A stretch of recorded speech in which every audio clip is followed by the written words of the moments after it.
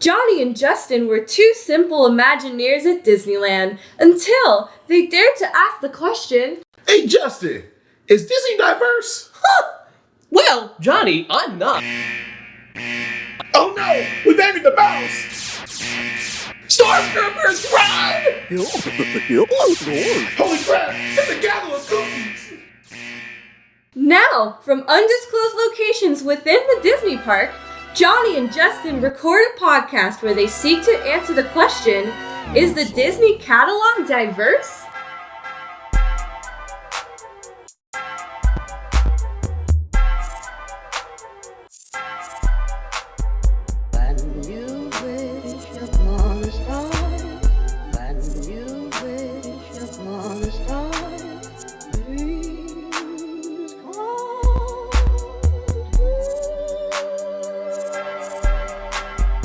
What's up, everybody? Welcome back to an episode of Disney+Diversity, where we review the Disney catalog to see how diverse and inclusive it actually is. I'm Johnny. I'm Justin.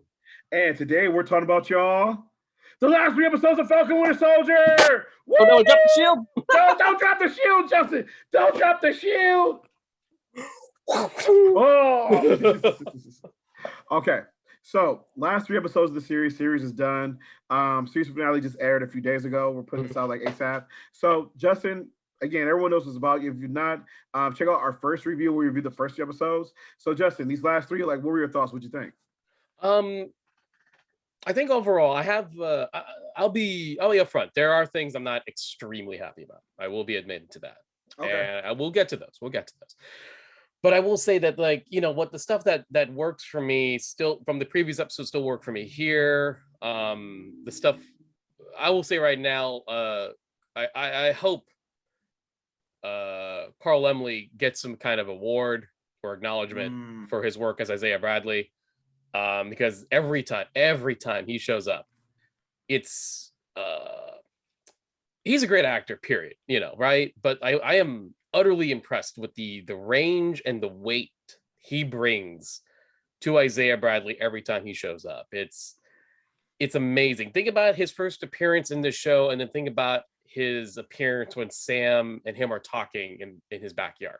Yeah. And it's 2 modes. It's 2 different feels. It's one where it's a man who's broken and embittered, and understandably so when you find out why, compared to the one who's like, all right, young blood, what do you got? You know, it's like, what do you? Yeah. And he's still hesitant, right? That's the thing. He's still not sure, but he's like, all right, what do you do? It, prove it to them. So I love what he does, and I'll get more into like the bigger scene later with him. But I sincerely hope that Carl Laemmle, people will go like, Carl Laemmle is a treasure. I think he's amazing. You know, whether he's playing a weird, wild alien with dreadlocks and Buckaroo Banzai, whether he's playing the Martian Manhunter or the dad of the Martian Manhunter, Mantis. We should just, dude, I would be so down to do a plus diversity throwback to Mantis, because Mantis predates a lot of superhero stuff, and that show, woo! I would love to do a talk about that show, but tell you what, we'll figure out what time to do that one, and we'll give you Meteor Man at the same time. Dude, down new and black. We should do the trio. Oh yeah, and Blank Man. What's wrong with so good? You got a big finger. Thank you. Sorry. Did you find the bomb? Not the one we're looking for.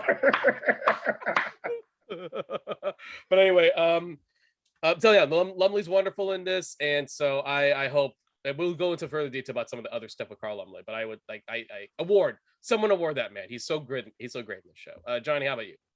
All in all, like, legitimately, like, I enjoyed the series and I enjoy like the arc of it and everything like that. I enjoyed it more than WandaVision. And like, the thing totally fair. Yeah. Because the thing was that, like, while I do appreciate WandaVision, my whole thing about it was, though, is that, like, again, as I kind of said when we reviewed it, it was just like, it just felt like same old hat. It was a single white female drama-led series, which we've seen before, and this woman dealing with her trauma, which again is a story to tell, but it was just something that I was expecting more from Marvel and everything like that. Sure. And again, we talk about this because of the pandemic and everything like that. They led with that one first and then this one. But even still, I'm just like, oh man, it was like, it was cool, but it was just, but this one here, This one gave me the things that I was wanting for me, than the things I was needed.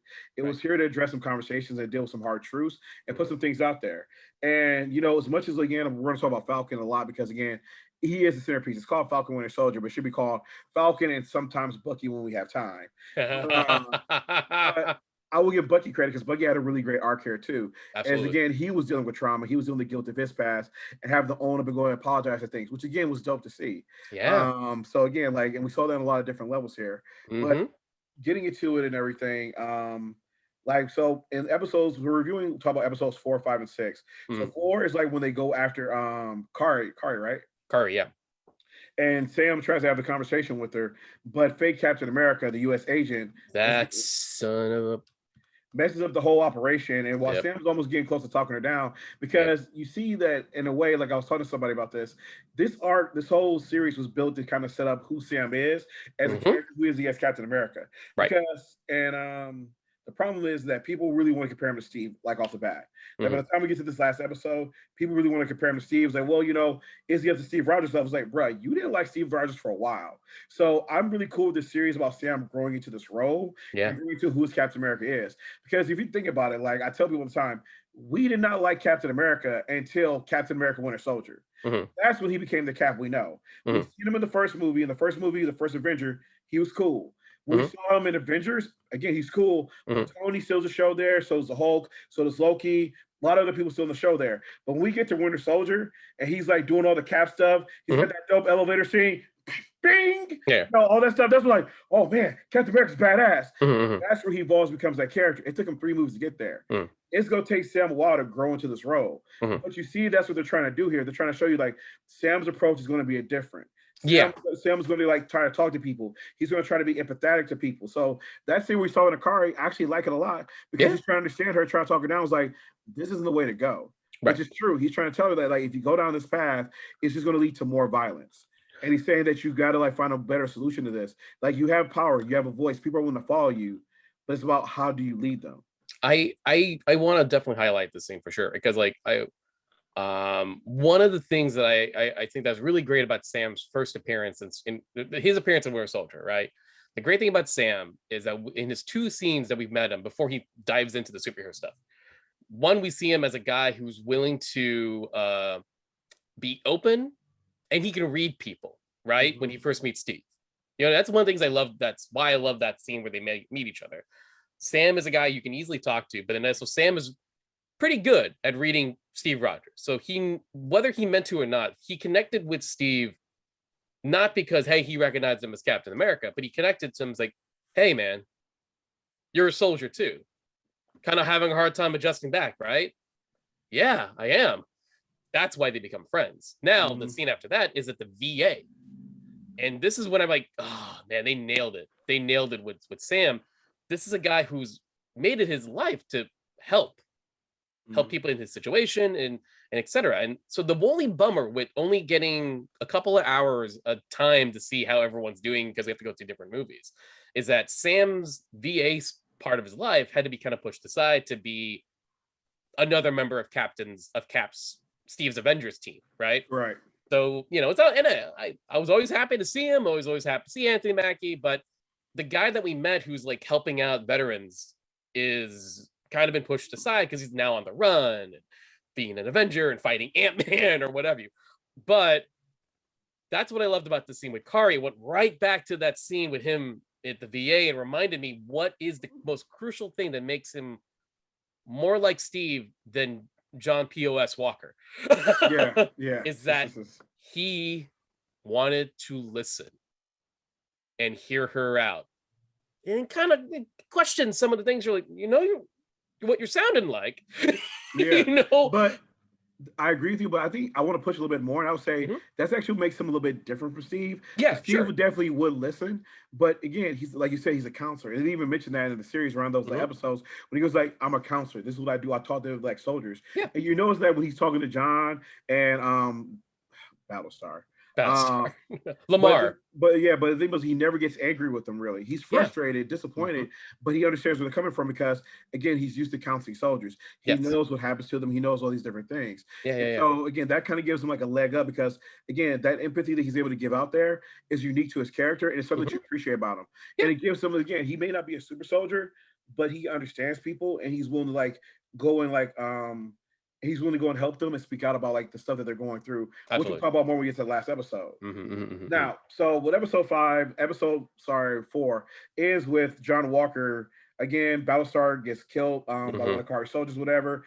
John Walker. Kari herself, actually, she's the one who killed Battlestar. Yeah. So she goes ahead and like kind of goes off the hinges and everything like that. Kills Battlestar, which sucks and everything. And then John Walker like loses it. And he goes after one of her men and hits homie and kills him with the shield and everything like that, which is, again, tragic. And then we go to the next episode, and it's Bucky and Sam having to fight him to get the shield. Because they're like, look, man, you need to turn yourself in. It's like, it's in the heat of the moment. And like, you know, I understand you're upset, but you got to turn yourself in, and you also got to give us a shield. And again, he's listening to him to the point where they try to take the shield from him. He's like, dude, no. It's like turning your badge. It's like, I get it, but turning your badge or your gun. This isn't you right now. We got to deal with these consequences. And it leads to this fight scene with John Walker versus Falcon and them. How'd you feel about this fight scene? What'd you think? I think this fight scene was kind of necessary to, because I think like obviously John, who's already, souped up with the super soldier serum, that's also kind of affecting his head. It's one of those things too. It's funny, like a lot of people were kind of hinting that this fight scene could echo the Steve and Bucky versus Tony fight in Civil War. Where it's kind of like, Bucky and Sam are kind of, are taking on the same guy. And I feel like the thing about this fight scene was showcasing the fact that, John's out of control. And I think one of the key things about what they just did with Walker is that every time John had the shield and he was going to do this, you got a little bit of tension. You got a little bit of worry. It made me kind of wince every time Walker was doing this with the shield. And because you literally just saw him kill a man doing that maneuver. So whether he did it to Bucky, whether he did it to Sam, it was nerve-wracking a little bit for, I know they're going to be fine, but that doesn't necessarily equate the fact that like I just saw this guy do this maneuver and kill a human being which wasn't justice. I want to point something out about that. The key thing about the guy he killed, that guy earlier in the episode pointed out that he admired Captain America. And so him to be killed by a man dressed as Captain America, but using the shield is added burn and irresponsibility to what John did. So I felt the scene was, it's also well choreographed. The fight was great. It's really cool how they figure out a way to incorporate the wings into the battle stuff. I agree with you. It's a tense moment, everything like that, because it also shows that Bucky and Falcon are like team together to come together this unit, which they kind of always are, but it's like they're truly coming together as like partners and everything. Right. I actually didn't like this fight scene. Interesting. Because while it was choreographed well, again, I come from a world of where fighting is storytelling a lot of times. Like, a lot of times, again, we have some kind of Power Rangers does it. What you call it? Bada boom, wrestling does it a lot. Fighting that's the whole thing in wrestling. Exactly. It's storytelling through fighting. And so the thing about it is, though, is that like as we were watching this episode, I didn't like the fight because I was like, at some point, you need to establish that Falcon is just as good as these people without being a super soldier. It's like you have especially he's like more aerobatic. More acrobatic. He's more intelligent. He's more creative, but he's still able to stay on the same ground as them. So honestly, when we got to this fight scene, I would have loved it more if Falcon had kind of done it on his own and got taken the shield back, because again, it's his shield that he should have in the first place. Right. And then it also goes with the narrative as well that John Walker thinks, to be Captain America, you need to be a super soldier.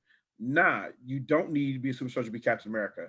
So I felt that kind of messed up the narrative, to be honest with you. And again, that fight scene should have been like more one-on-one, Sam versus John Walker, him taking back the shield, and it's like, I'm Captain America at the end of it or something like that. But again, that's what I would like to see, because I feel that would have been like just a little bit better storytelling, which I kind of feel like we see that later on. We're talking about in episode 6 when we get to the final fight scene. Well, I will disagree on that. I actually feel like, because at the same time, it also has to establish that Bucky and Sam are on the same page in terms of how the situation is. So I kind of felt like in this case, I was okay with Bucky being a part of this fight. I think, though, I'm with you, though. I did want to see Sam and John one-on-one fighting. Mm-hmm. I will get to that in a moment later when we get to further into episode 6. But I like this as is personally. That's my personal take in it. I just think you could, and I hear what you're saying, but I think you could have done the Bucky and Sam teaming up just somewhere else. You can figure that out. They can team up against terrorists. You can create like somebody else. That could have happened somewhere else, but yeah, that's all.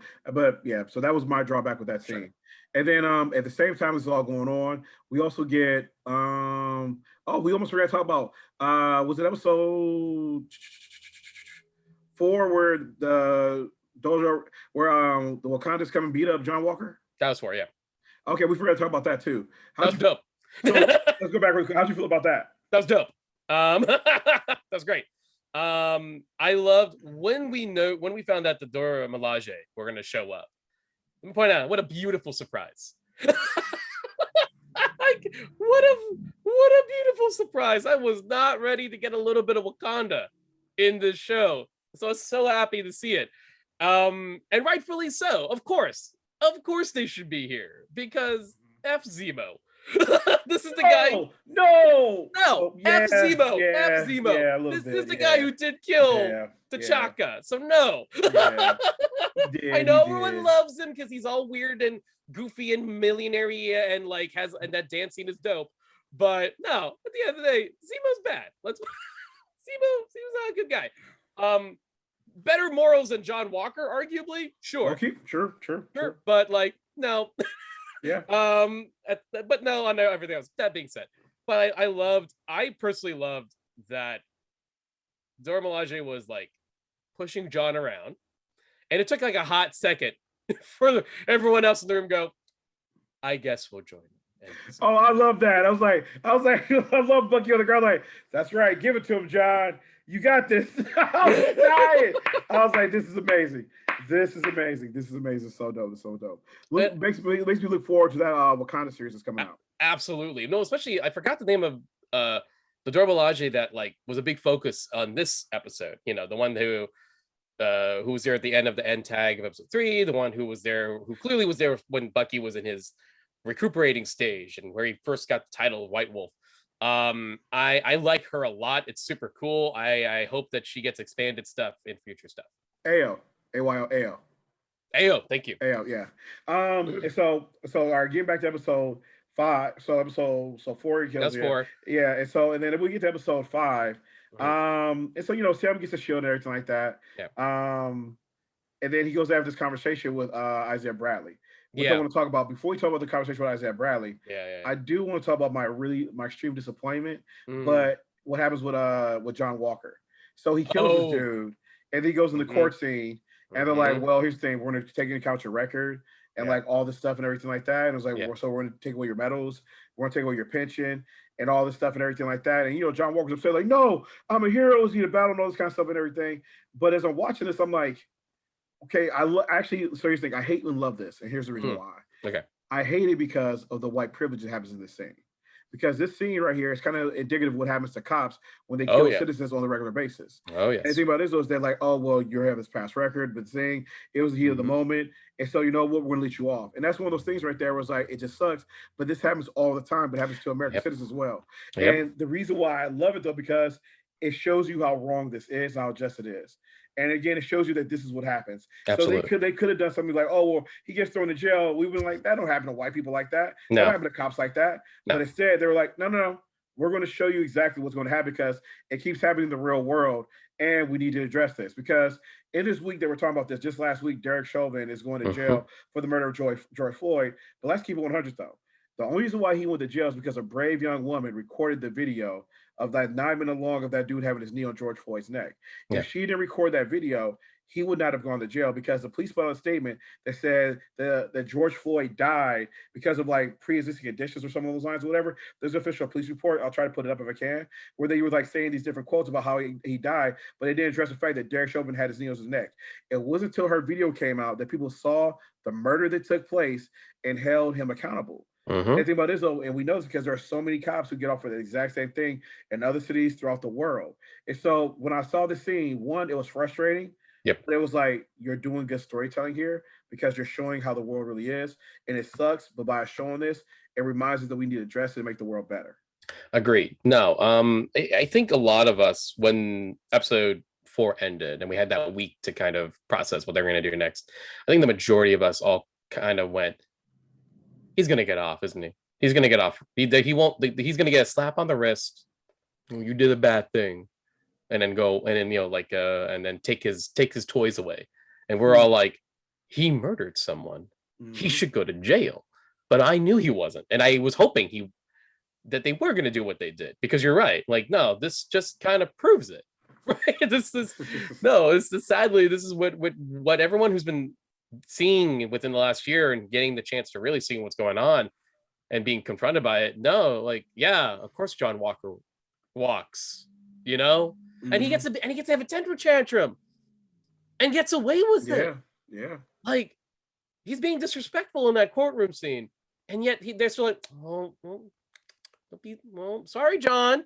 Baby got to take his toy away. And you're right. It's equally upsetting, but also I'm glad they did it, because it shows that's the kind of privilege a guy like John Walker gets away with. This is a guy who doesn't understand his privilege, and it's of course you're gonna need to be mad about it. A guy who went to an all-black school, his best friend's black, his wife is black, and doesn't realize what he can get away with because he's white, and he looks like Captain America. Yeah, and he's self-entitled, and it's just indicative of what, like, a lot of people would go through. Kind of what we talked about in the Zack Snyder Justice League review, the mediocre white man and everything like that. Yeah. And it sucks, but again, it's a real world portrayal of like what actually happens. Absolutely. So it kind of shows again, like, John Walker being a part of the story was important, because it just shows again what trials, tribulations people of color have to go through, and systems that they go through that are unfair for them, and privileges other people get. Okay, so we have that, but then we get to this dope scene where Isaiah Bradley talks to Sam, and Isaiah Bradley tells him about like all the stuff he's gone through.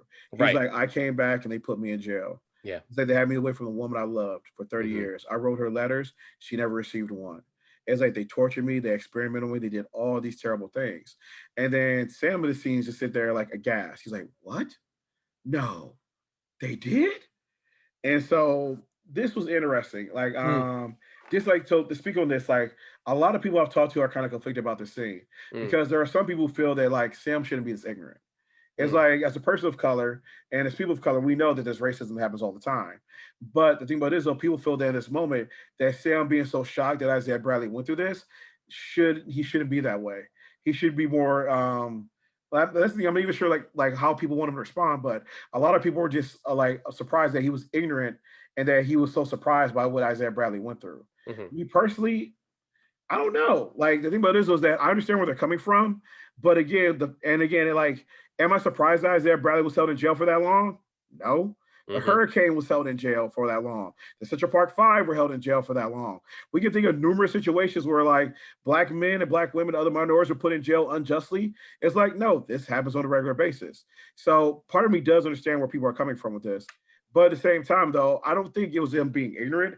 I think he was just like really taken back by what story of struggle with Isaiah Bradley had went through. I don't think that was Sam being ignorant per se of him like, whoa, racism is happening? No. Because they've established that, no, like Sam knows what's happening in the world. You see him happens when that loan scene goes down. He knew why he didn't get that bank loan. He knows why the police are coming to talk to him and not Bucky and everything like that. He's explained why he can't be Captain America, and he understands it. So no, Sam understands racism. I think that more, I mean, he was just like, again, he was taken in by the moment of Isaiah's story of what happened to him. That he was separated from his wife, and again, it held as a science experiment and everything. What were your thoughts? Well, someone brought up a really good point that what Isaiah did, he found out that his men was held captive, and he ran in using his super soldier serum powers to get him out, and then he was sent to jail for it. And to which everyone's like, you know who else did that? Steve. And he was celebrated as a hero. Steve did the exact same thing in the first Captain America movie. I want to point something out. I definitely I love the first Captain America movie, and I feel like I got what I wanted out of Steve there. I personally felt that way. I love that movie, and I feel like for me, Cap in that movie does personify what I want out of Cap. I think Winter Soldier just adds to it.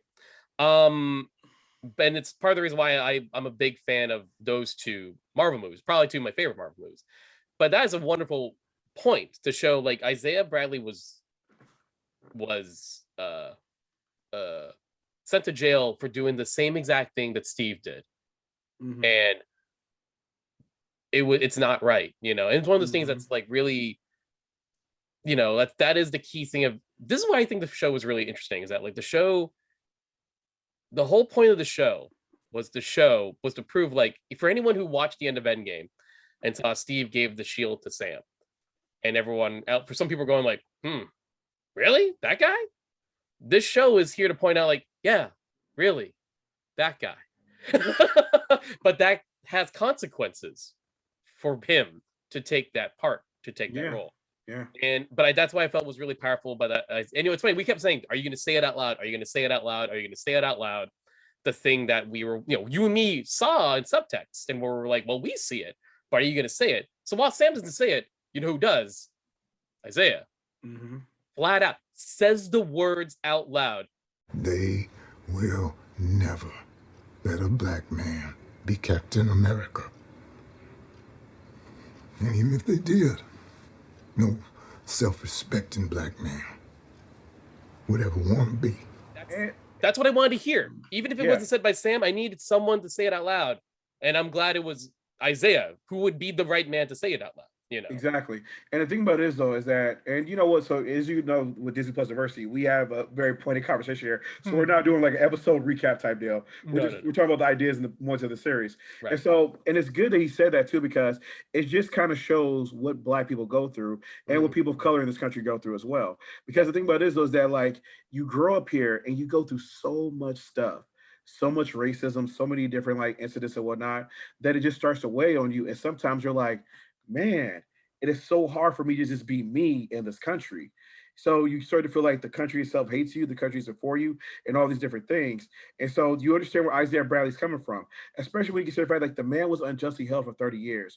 He got out because one person looked out for him, but he's low key at that time. In a way, he still wanted fugitive. Like he doesn't know if he can actually maybe like going out into the world, go talk to people. Maybe he might even have like his name on the post box, all these different things like that. So again, he's still again in fear. But the thing about this, what I love is that later on, Sam talks about is like, the thing about this was that like, I am America. And the reason why I defend this country is because we built this country. Yeah. And that's a dope statement. The thing about it is that he's right. Like people of color, black people, slavery is what built this country. And then our contributions are here all throughout, especially with like our black community, Asian American community, Latino community, like all these different communities have built this country and made it what it is today. Absolutely. And so at the end of the day is that like, no, we deserve to be Captain America when the time comes, because guess what? We are America because we helped create this as well. So when Sam brings to that point, it's beautiful, it's poignant, and it's true. Yeah. I kind of want to go into the next scene in episode 5, which is Sam and Bucky. It's funny. It's like the Marvel superhero equivalent of throwing a baseball around in the backyard, except it's the shield. Yeah. But the scene, this is the scene that I want to bring to me because it made me happy in multiple ways. I had in my little personal headcanon that, you know, that the way how we saw at the end of Endgame, right? End of Endgame, old man Steve gives the shield to Sam, tells him this, you know, I know who it's for, essentially. And then Sam's like, what the hell? Then he looks at Bucky, and Bucky nods, going, And it's never a scene that's in the movie, but I've always had in my head, I'm sure other people have in their head, you know, thought about it. It's like, I have a scene where Sam and Steve and Bucky talked about this moment, and that Steve was like, all right, Bucky, I'll come back. I'm thinking of giving the shield to Sam. What do you think? And Bucky will be like, no, give it to him. I mean, it's not going to be me. Like, I'm messed up. Like, I believe that. I believe Bucky was like, it ain't going to be me. I'm screwed up in the head, man. I got issues. Sam will be good. Sam is the right guy. I can imagine. I had that in my head that's the talk they had. The way that Bucky acknowledges, yeah, that's right. The shield's yours. You know. No, so I love that this addresses that. That this is that happened. That Steve and Bucky did have that conversation, but more importantly, though, Bucky realizes that they, because of their white privilege, not see the implications of that choice. Yeah. I love that Bucky was like, I when me and Steve thought this was a good idea, we never considered the ramifications of how people would accept the concept of a Black Captain America. We didn't, because at the end of the day, of course they would give it to Sam. That's what they were like. Of course, Sam, duh. And I love that there's Bucky going, I'm sorry, we didn't take that into consideration.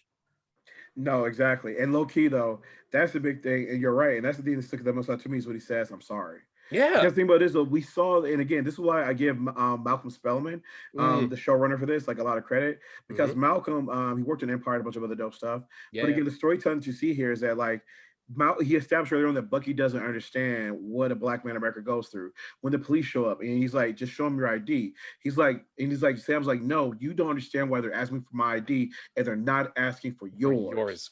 Exactly. They're asking if you're okay. This is racism right now. This is systemic.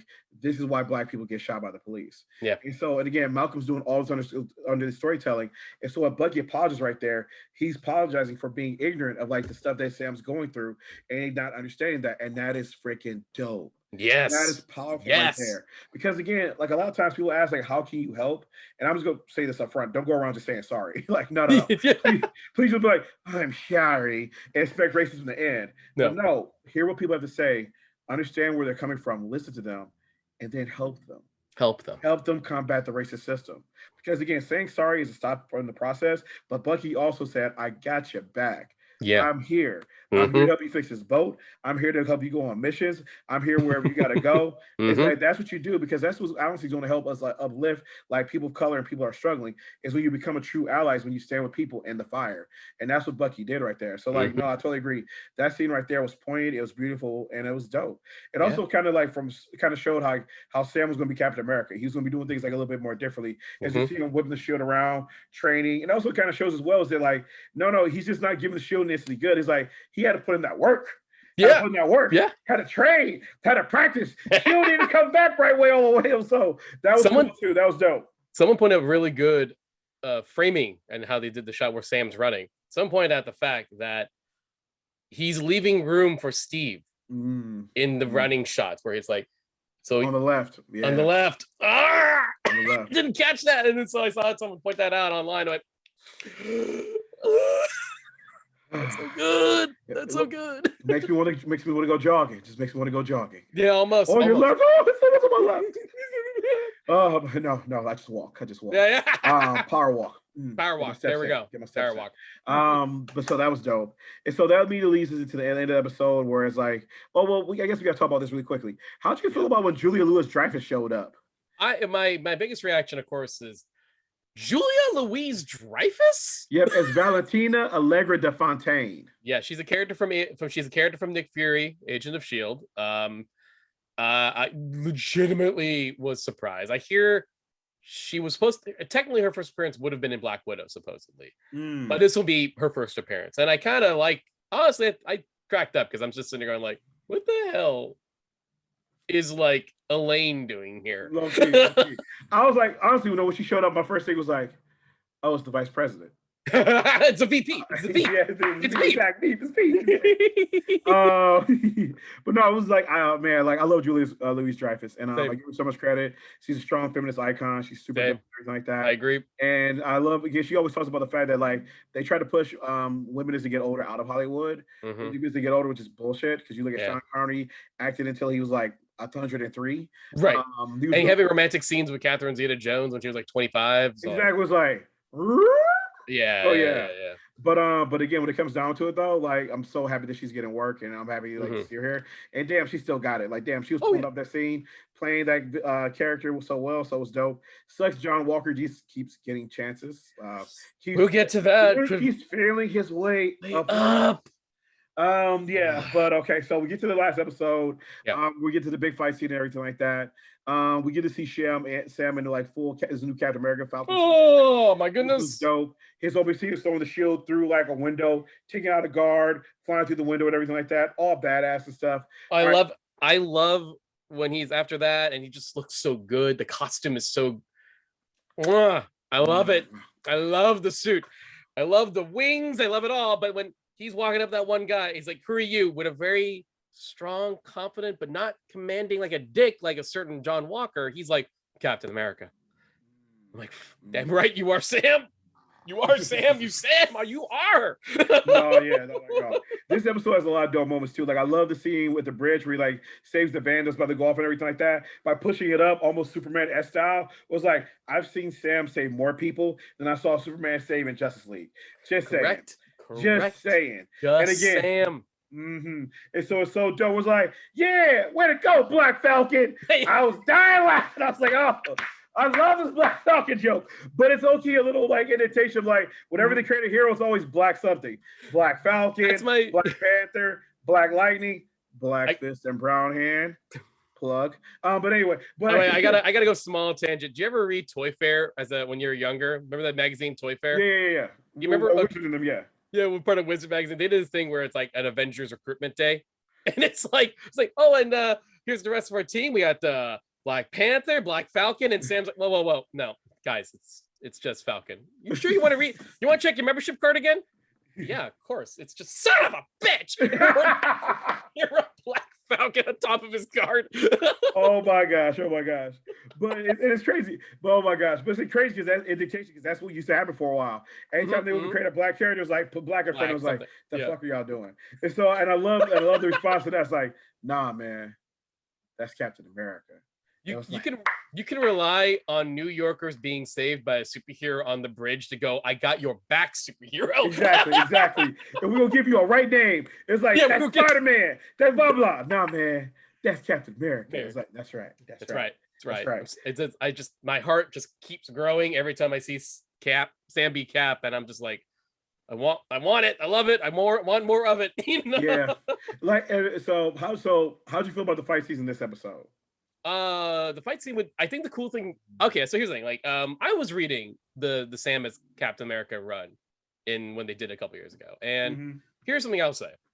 It was fine. There's some stuff I like about it, and there's some cool. I think Stuart Immonen did the art, I believe.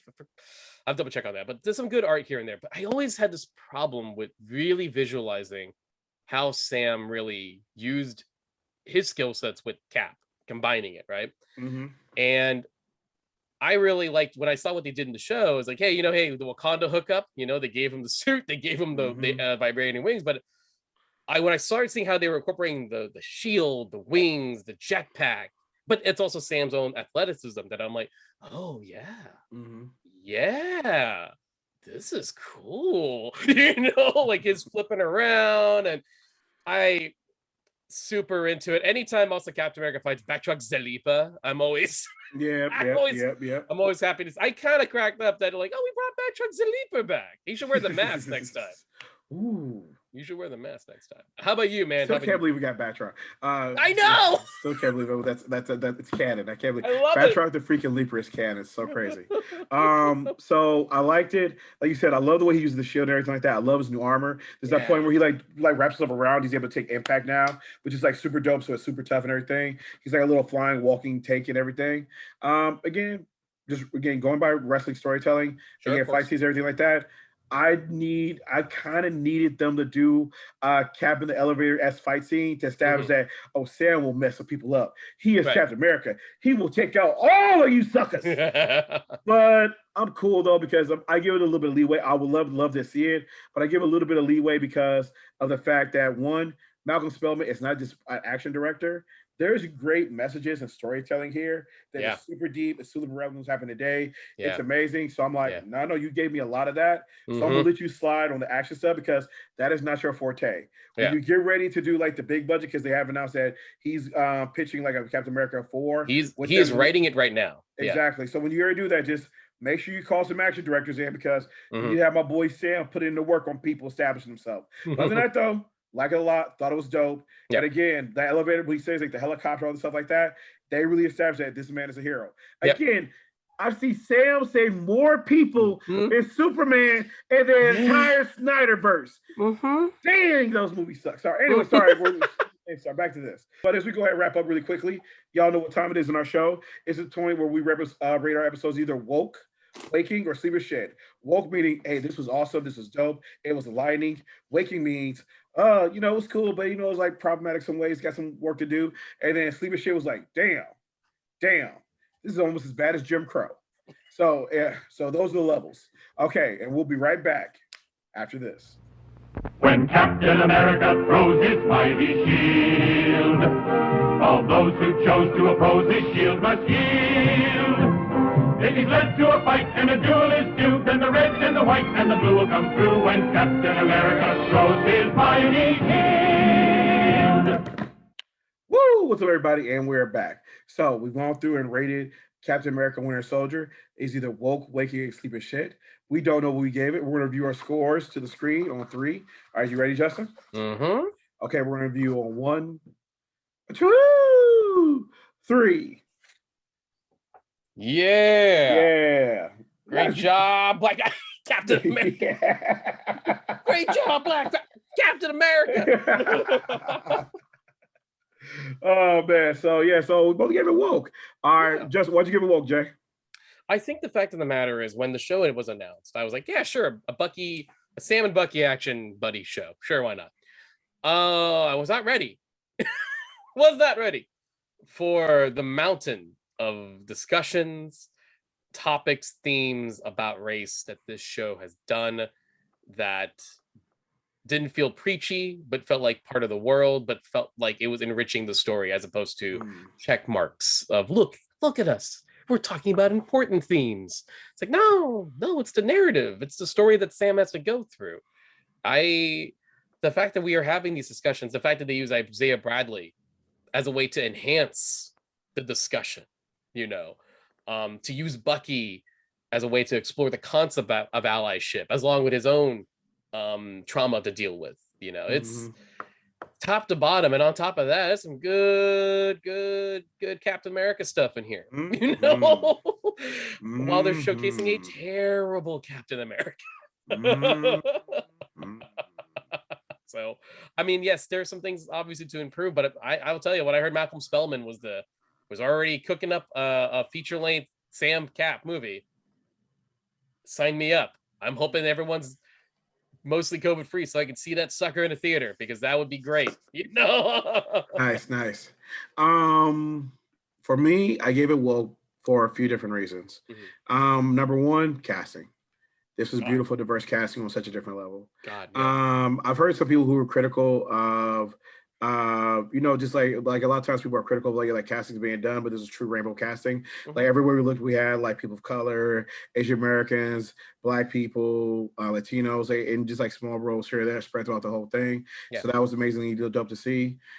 Two, when it was announced, I was like, oh yeah, you got to touch upon it. It's like, he's going to be Black Captain America. You got to talk about race, especially where everything's going on in the world right now. And I've heard some people who are critical of the fact that like some people who like typically Black sci-fi a lot. They talk about the fact that a lot of times in Black sci-fi, the whole thing about it was that like when aliens or these things show up, racism takes on a different form, and things become more complicated, more layered, because they don't exist as much, or they exist in a different form, because it's like people like you, we talked earlier. Once you find out there are aliens out there, kind of like you become one people, one world, because you have to, in order to defend yourselves from these outside threats, if that makes any sense. And so it becomes the different form. So some people didn't like the way it's portrayed here, because they're like, racism wouldn't look like this as much as it does in this show. It shouldn't be, especially after Avengers, where we were invaded by aliens, and after the snap and everything like that. A lot of the problems that exist still. But I disagree with that, because I think Malcolm Spellman was intentional. He realized that. He was like, yeah, we could do an updated version of this. But the problem with it is, though, is that there are problems that are happening right now in America that we need to address. There are problems that are happening in the world right now that we still need to address. And I felt like he used that show as a platform to like kind of touch upon those things. I want to add to that, where I feel like I think, sadly, not to sound super cynical, but like after being in a world where we're surviving a pandemic, a literal, actual, honest to God alien threat, we still have racism. That's not going to change, like that's to me, that mentality is like, we're talking about, we're living a sci-fi movie right now, that an incident that none of us ever expected to experience in our lifetime. And people are still being racist. People are finding reasons to be racist. People are finding more reasons to be comfortable with their racism. And that sadly isn't going to change because we found a new target, I mean, that sort of thing that, like, it's funny. That's the answer. That was the answer in the end of Alan Moore's original Watchmen comic, is that we found something to unite. And, the answer is humans are more complicated. I wish it was as simple as, hey, you know what? We all agreed this thing is actually worse than our petty bullshit. No. And what it comes down to is that, like, you're right, because the thing about this is that we saw that even like the moment that Derek Chauvin's found guilty. Yeah. 2 hours later, another young black girl was shot by the police. Yeah. And again, it was like we still have people who are dying by the police every day. We still have, like you said, racist events still happening. We still have the Stop Asian Hate campaign going because we still have so much problem. So, the thing about this was that you're right. Like, we dealt with a world pandemic that should have brought us all together, but instead, our petty differences still held us apart. A lot of those old systems are still really hard to ditch. So, you're exactly right. So, what Malcolm Spellman made the choice to do this is like, you know what? No, dude, you need to do this because this is a conversation that still needs to happen because there's still a need here. Absolutely. It's like, I know people are saying that, like, oh, justice, like George Floyd got justice. Like, no, that wasn't justice. That was the bare minimum that should always happen. Yeah. And it's a damn shame that we were worried that it was actually going to go through and happen because of the history of what's happened before. Yeah. No, that was really the bare minimum. We still got a lot more work we got to do. Yep. But it's shows like this that are getting woke from us that are doing that work, and hopefully they keep it going. It's like, I'm looking forward to, like you said, the movie that's coming out. I'm looking forward to what they do with Shang-Chi and a lot of the other stories going to tell, because this is what I want, and this is what I need right now. Yeah. This has made me hopeful. This filled me with something that I'm looking forward to. So yeah, props to Marvel, props to Disney. They did a damn good job here. I agree. Okay. Justin, we said the D word. Okay. Oh, Johnny? Justin? Johnny? Oh. Johnny, I'm on my way. How does it feel? Like it's someone else's. It isn't.